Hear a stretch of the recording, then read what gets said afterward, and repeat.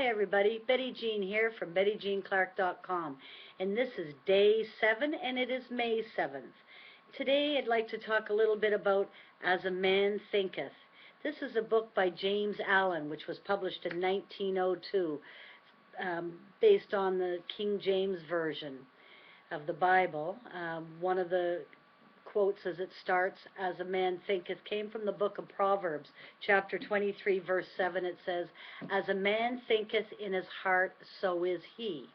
So the book starts with this statement, mind is the master power that molds and makes, and as man is mind, and evermore he takes the tool of thought, and shaping what he wills, brings forth 1,000 joys or 1,000 ills.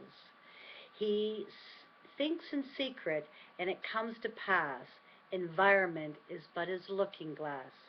Man, I love some of that old-time words.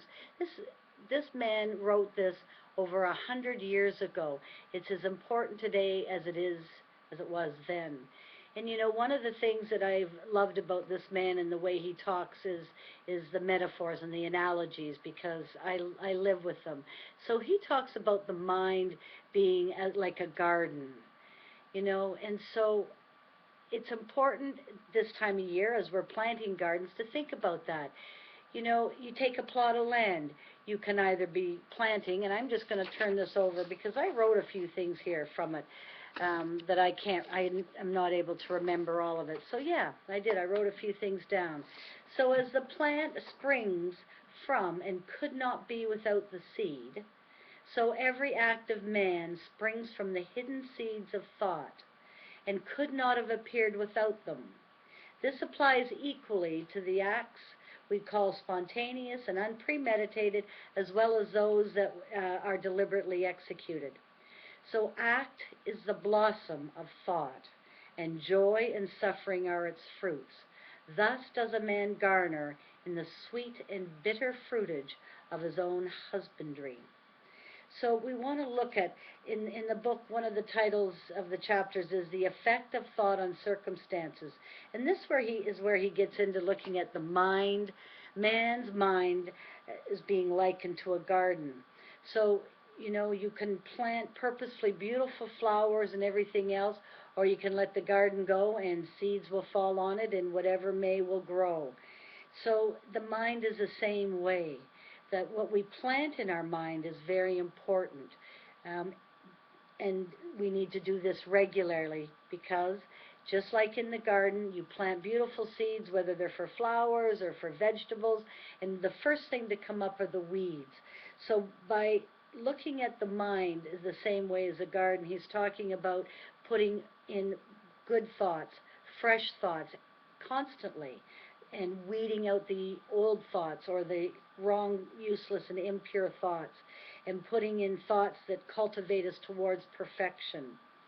It's important to look at it that way because it's not just a one-time thing. You don't do it once and it stays.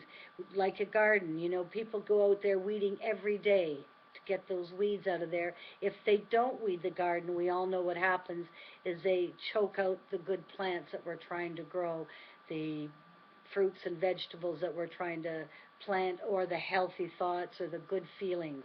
So that's really an important thing to think about. And so he that seeketh, it said, findeth, and to him that knocketh it shall be opened. For only by patience, practice, and ceaseless importunity can a man enter the door of the temple of knowledge. Importunity, I thought, what's that word, importunity? I don't know that I've ever heard that. So I looked it up, and it's the burning desire. There's other definitions for it as well, but I love the one, it's a burning desire. So we need to be patient with ourselves. We need to practice, and we need to be ceaseless in our importunity so that we may enter the door of the temple of knowledge. So one of the things that I want you to think about is that men do not attract what they want, they attract what they are. And every action and feeling is preceded by a thought. So right thinking begins with the words we say to ourselves. How many times have we said, I'm just useless? you're telling yourself something. Be gentle with yourself. Be kind. Say good things to yourself. Say where you would like to be. And that's why I'm saying as I am fit and healthy, and I am. I'm a very fit inside person. I know that, and I am healthy to a varying degree, and I need to shed weight, a lot of excess weight. I know that, and it's coming. Want you to know that today I did my walking again. It was great. Got in 30 minutes of good walk, and I also had my smoothie and again reduced eating at mealtime and of course in between snacks. So yes, another day. This is awesome. So the soul attracts that which it secretly harbors, that which it loves, and also that which it fears. So it reaches to the height of its cherished aspirations, and it also falls to the level of its unchastened desires. And circumstances are the means by which the soul receives its own.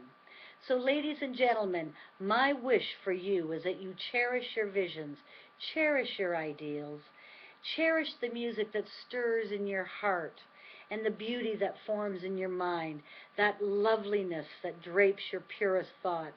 For out of them will grow all delightful conditions, all heavenly environment, and of these, if you but remain true to them, your world will be at last be built. Your world, I should say, will at last be built.